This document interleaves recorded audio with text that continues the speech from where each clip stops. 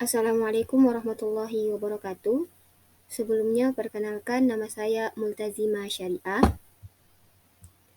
jurusan Pendidikan Agama Islam kelas 1E, Fakultas Agama Islam, Universitas Muhammadiyah Makassar.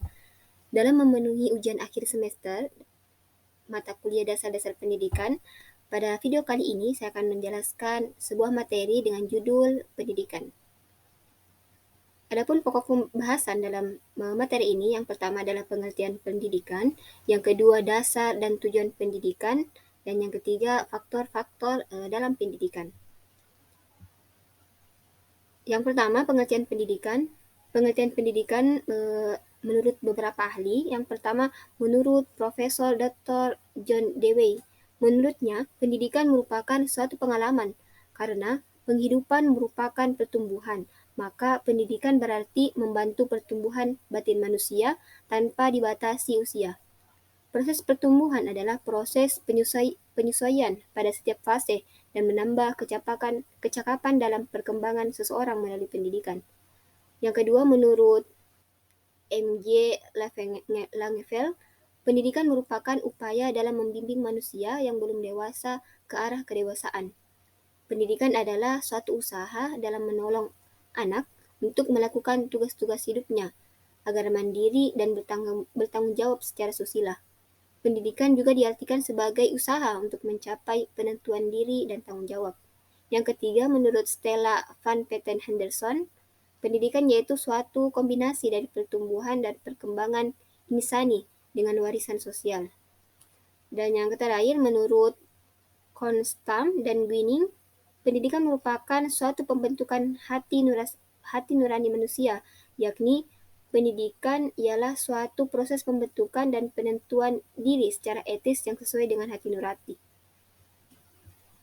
Selanjutnya, pengertian pendidikan menurut KBBI yaitu pendidikan merupakan sebuah proses pembelajaran bagi setiap individu untuk mencapai pengetahuan dan pemahaman yang lebih tinggi mengenai objek tertentu dan spesifik. Pengetahuan yang diperoleh secara formal tersebut berakibat pada setiap individu, yaitu memiliki pola pikir, perilaku, dan akhlak yang sesuai dengan pendidikan yang diperolehnya.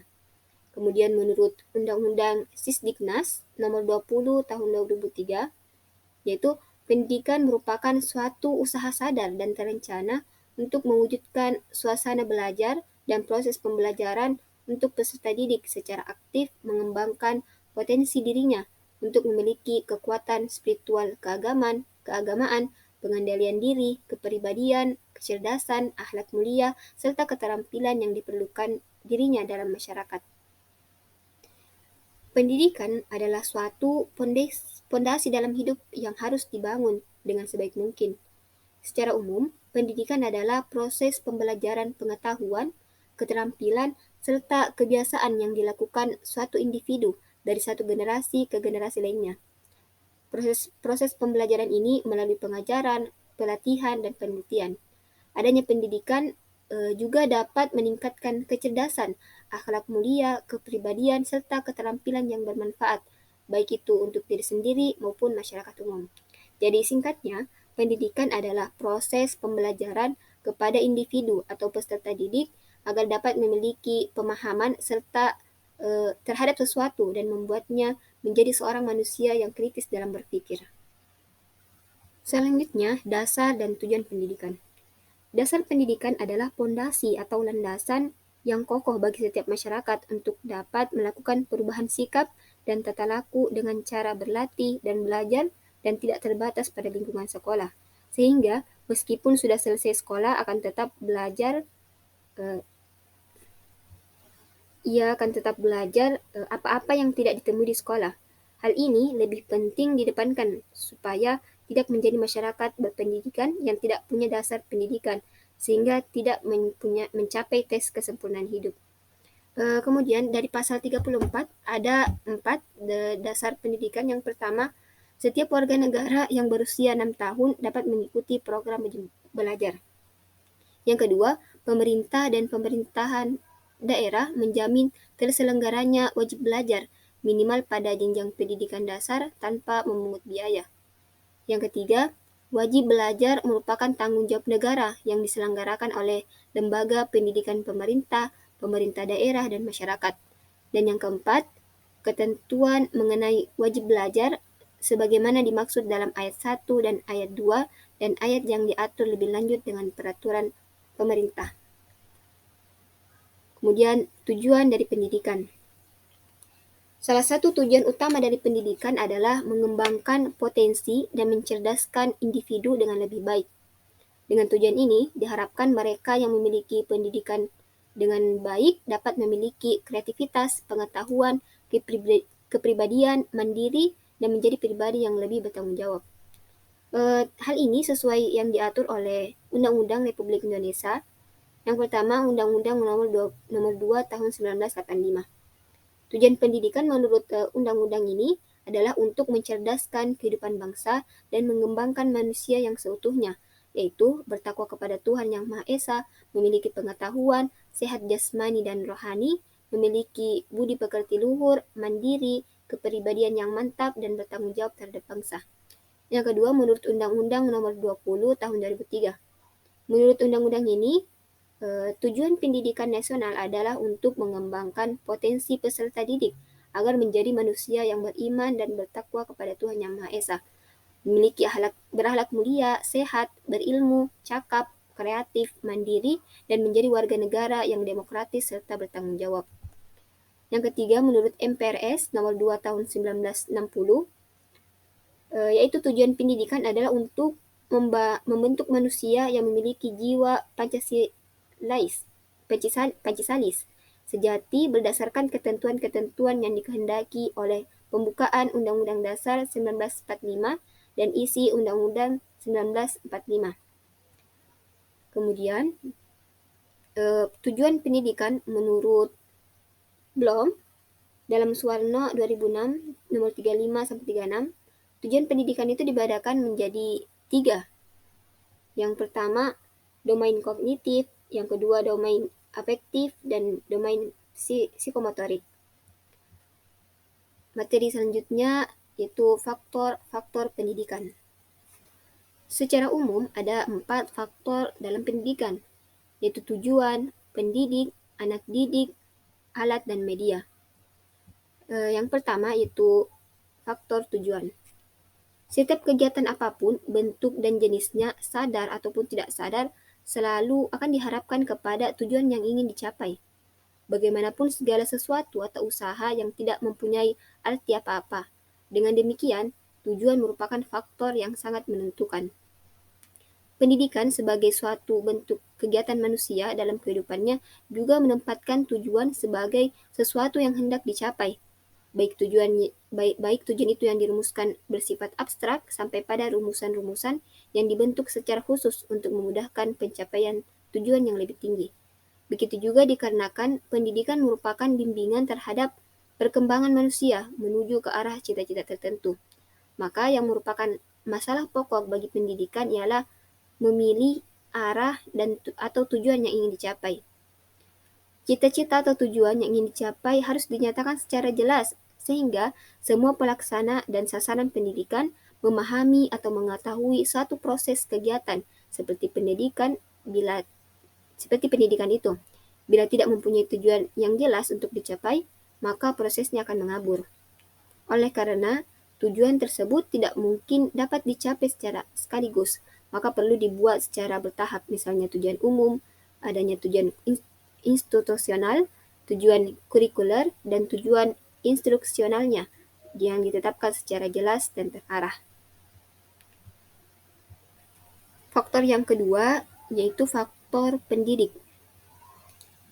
Dalam hal ini kita dapat membedakan pendidik itu dalam 2 kategori, yaitu pendidik menurut kodrati, yaitu orang tua, kemudian pendidik menurut jabatan, yaitu guru.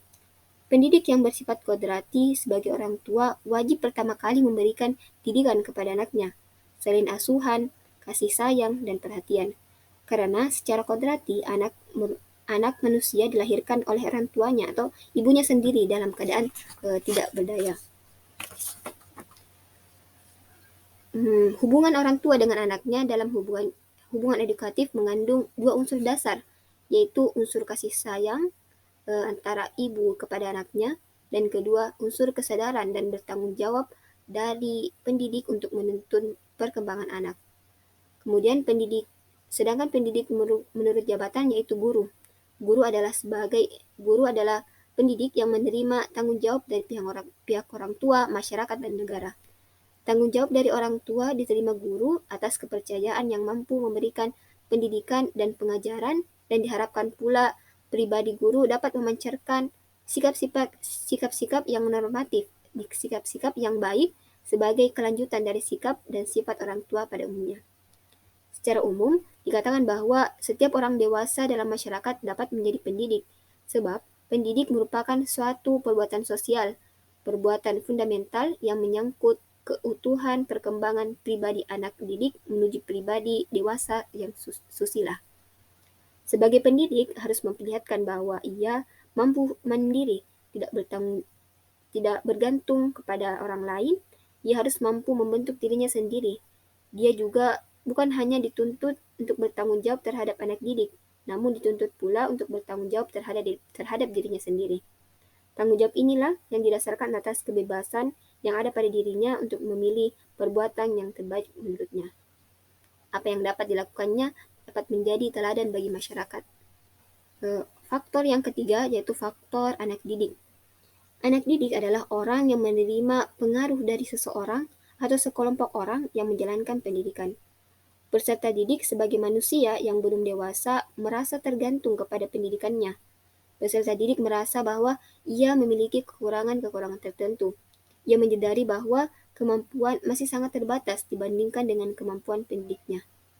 Dalam pengertian umum, anak didik adalah setiap orang yang menerima pengaruh dari seseorang atau sekelompok orang yang menjalankan kegiatan pendidikan. Sedang dalam arti sempit, anak didik ialah anak pribadi yang belum dewasa yang diserahkan kepada tanggung jawab pendidik. Pada umumnya, ada 3 karakteristik dari anak didik. Yang pertama, belum memiliki pribadi dewasa susila sehingga masih menjadi tanggung jawab pendidik. Yang kedua, masih menyempurnakan aspek tertentu dari kedewasaannya sehingga masih menjadi tanggung jawab pendidik. Dan yang ketiga, sebagai manusia memiliki sifat-sifat dasar yang sedang ia kembangkan secara terpadu, menyangkut seperti kebutuhan biologis, rohani, sosial, inteligensi, emosi, kemampuan berbicara, perbedaan individual, dan sebagainya. Kemudian faktor yang terakhir yaitu faktor alat dan media. Alat pendidikan adalah suatu tindakan atau situasi yang sengaja diadakan untuk tercapainya satu tujuan pendidikan yang tertentu atau yang diinginkan. Ditinjau dari segi wujudnya, maka alat pendidikan itu terbagi menjadi 2, yaitu pertama perbuatan pendidik, biasa disebut dengan software, mencakup nasihat, teladan, larangan, perintah, pujian, teguran, ancaman, dan hukuman. Kemudian yang kedua, benda-benda lain alat bantu atau biasa disebut dengan hardware, mencakup seperti meja, kursi belajar, papan tulis, penghapus, kapur tulis, buku, peta, ataupun benda-benda atau fasilitas lainnya. Dalam hal penggunaan alat pendidikan tersebut, maka yang sangat penting diperhatikan adalah pribadi orang yang menggunakannya, sehingga penggunaan alat pendidikan tersebut tidak sekadar persoalan teknis belaka, namun lebih jauh justru menyangkut persoalan batin atau pribadi pendidik. Oleh karena itu, dalam memilih alat pendidikan, ada beberapa hal yang perlu diperhatikan, yaitu tujuan yang ingin dicapai, orang yang menggunakan alat tersebut, dan untuk siapa alat itu digunakan. Sehingga efektivitas penggunaan alat tersebut tidak melahirkan efek tambahan yang dapat merugikan pihak manapun. Mungkin hanya itu yang dapat saya sampaikan pada video kali ini. Kurang dan lebihnya mohon dimaafkan. Terima kasih atas waktunya. Billahi fi sabilillah. Wassalamualaikum warahmatullahi wabarakatuh.